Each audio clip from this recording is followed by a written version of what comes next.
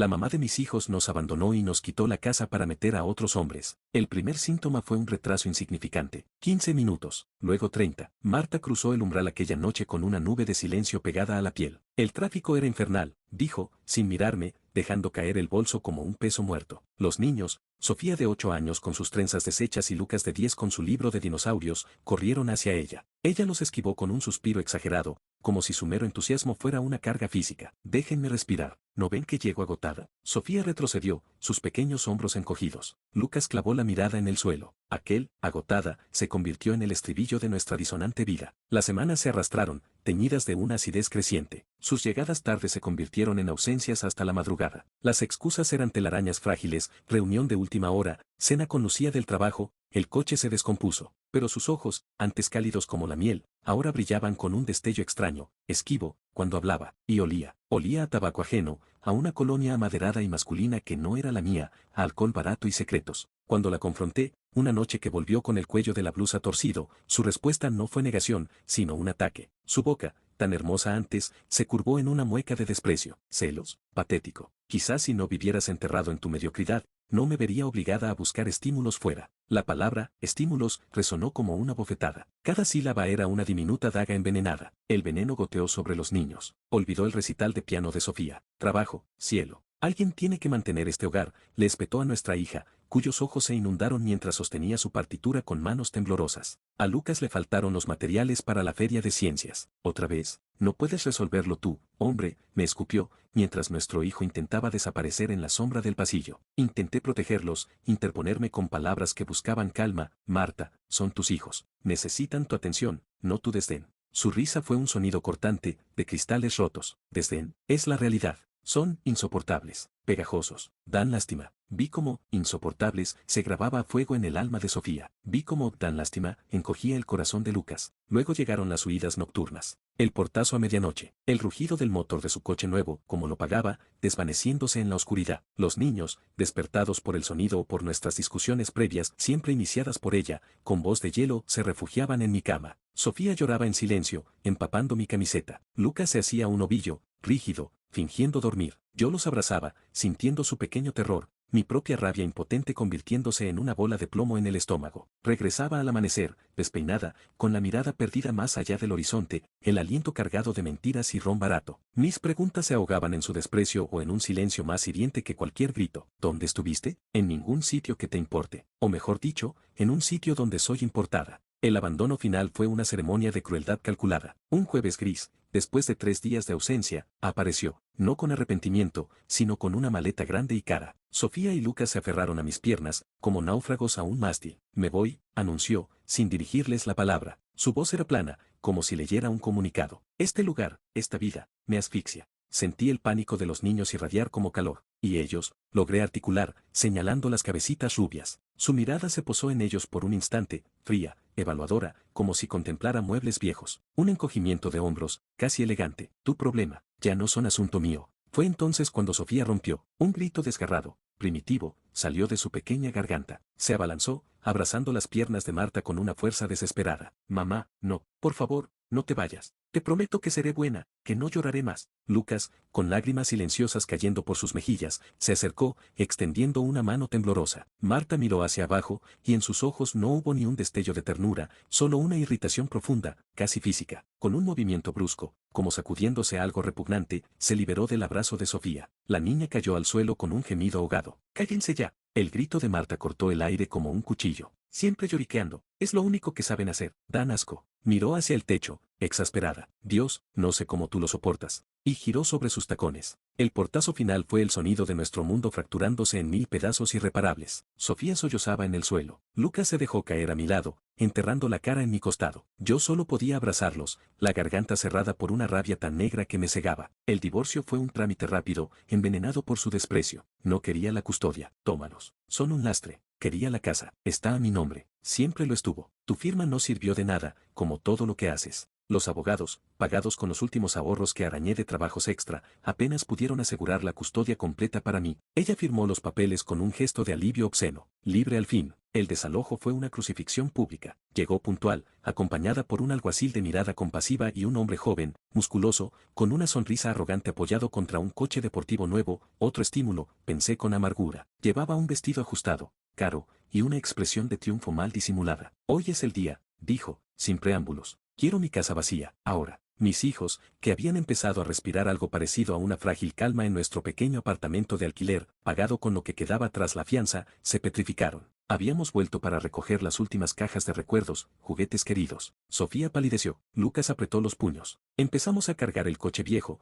bajo su mirada impaciente. Cuando solo quedaban las cajas de los cuartos de los niños, Sofía no pudo más. Corrió hacia Marta, sus pequeños brazos extendidos en un último, desesperado suplicio. Mamá, por favor, esta es nuestra casa. ¿Dónde así? No nos eches. Te queremos. Lucas, arrastrado por la desesperación de su hermana, se plantó frente a ella, la voz quebrada por los sollozos. ¿Por qué nos odias? Somos tus hijos. Marta miró a Sofía, luego a Lucas. No hubo titubeo, ni un ápice de remordimiento, solo un fastidio profundo, como si moscas insistentes la acosaran. Basta de lloriqueos. Su voz cortó el aire, fría y afilada. Siempre lo mismo. Lágrimas, lágrimas y más lágrimas. No tienen dignidad, dan vergüenza. Escupió las palabras con desprecio. Miró al alguacil. ¿Puede apurar esto? Tengo planes. Luego, su mirada se posó en mí, cargada de un odio visceral. Y tú, disfruta tu premio. Dos mocosos llorones que solo saben chuparte la vida. Veremos cuánto aguantas. Salimos, con las cajas de los niños apretadas contra nuestros cuerpos, con sus peluches favoritos bajo el brazo, con el eco de su crueldad resonando en los oídos. El traqueteo del coche viejo por las calles hacia el minúsculo apartamento alquilado que olía a humedad y derrota fue el sonido de nuestro exilio. Las noches fueron largas,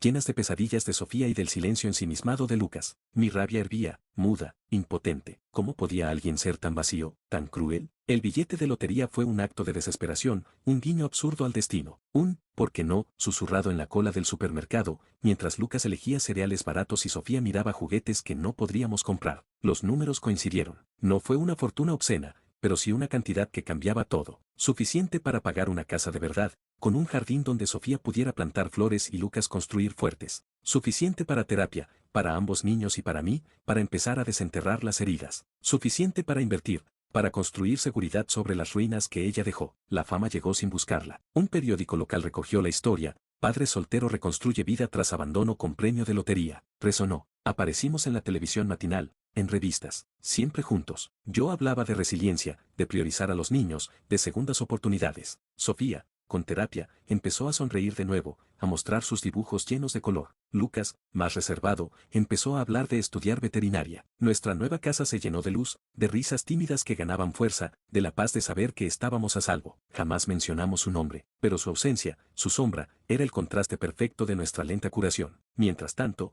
los ecos de la vida de Marta llegaban como fragmentos de un naufragio, filtrados por vecinos compasivos, o chismosos, o por las redes sociales que a veces revisaba con un morbo amargo. Su libertad era un torbellino autodestructivo. Los hombres que desfilaban por su casa, nuestra antigua casa, eran una galería de personajes sórdidos, tipos con miradas evasivas, tatuajes agresivos, modales brutos. Las llamadas a la policía se hicieron rutina, peleas escandalosas a gritos en plena madrugada, música estridente, un incidente donde un tipo destrozó a puñetazos la ventana del living que yo mismo había instalado. Vi fotos en el perfil de una ex vecina, el jardín que regaba con cuidado estaba seco, lleno de basura y latas. La fachada, sucia, descuidada. Una ventana rota tapada con cartón. Era la imagen física de su decadencia. Mi venganza, en esos días, era sutil y dulce, el silencio. Mi teléfono aprendió su número de memoria para bloquearlo al primer tono, pero ella persistía. Llamaba desde números desconocidos. A veces, a las 3 de la madrugada, dejaba mensajes de voz que eran cápsulas de su caída. Primeros mensajes, voz fría, arrogante. ¿Viste el Audi nuevo? Seguro tus migajas de fama no te dan ni para las ruedas. Mensajes intermedios, tono quejumbroso, irritado. Necesito hablar, es urgente, no seas imbécil. Últimos mensajes, voz ronca, desesperada, a veces entrecortada por sollozos de rabia o alcohol. Contesta, maldito, estoy jodida, necesito dinero, son mis hijos también, que me ayuden, no me ignores. Mi dedo sobre eliminar era mi única respuesta. Un placer silencioso, frío. El eco de su propio desprecio devuelto. El intento de robo fue la última espiral de su locura y estupidez. Raúl, el último estímulo,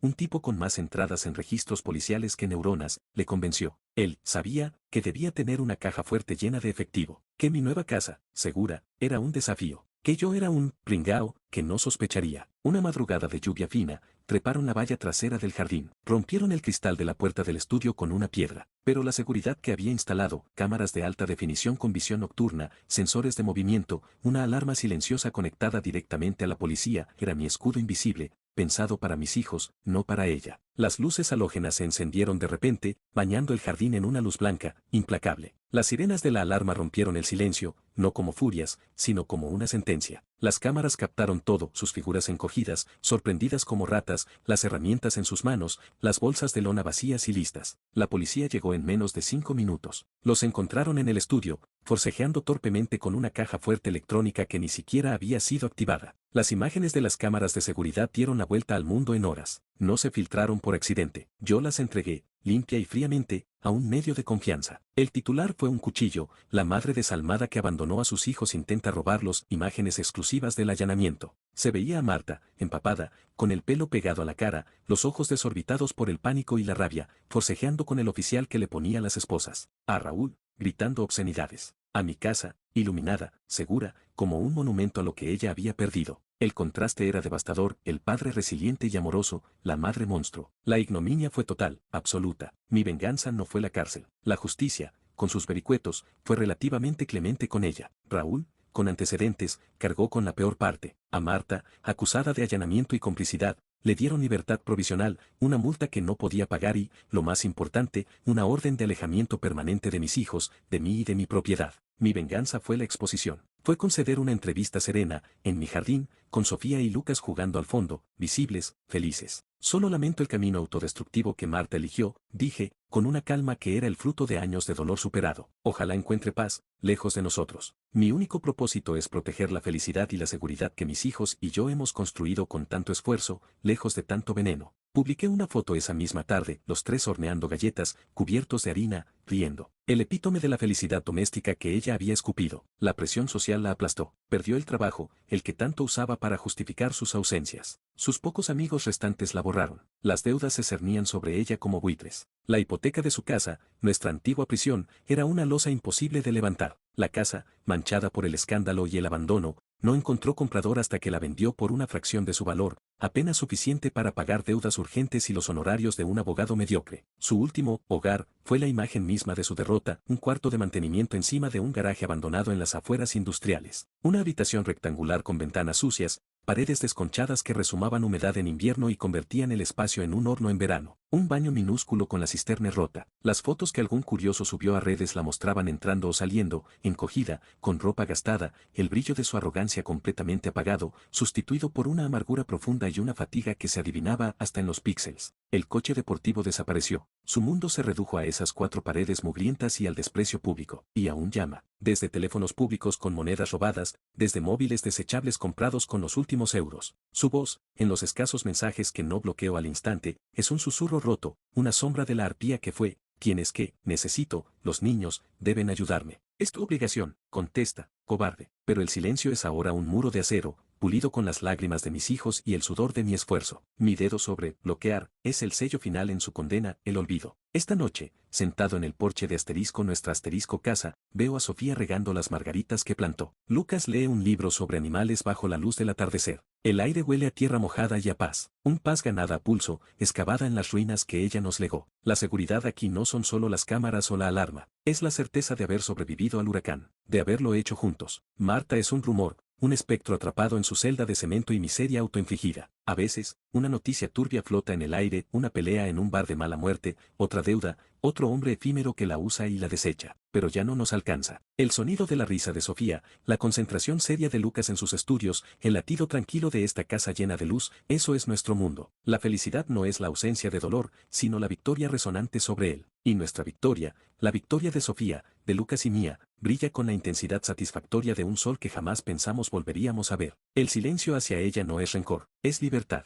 Es la indiferencia total ante su ruina, que es la venganza más perfecta, la más satisfactoria de todas. Porque nosotros, desde nuestras ruinas reconstruidas, miramos hacia un cielo que ella jamás podrá manchar. Y respiramos, profundamente, el aire limpio de nuestra felicidad ganada. La mamá de mis hijos nos abandonó.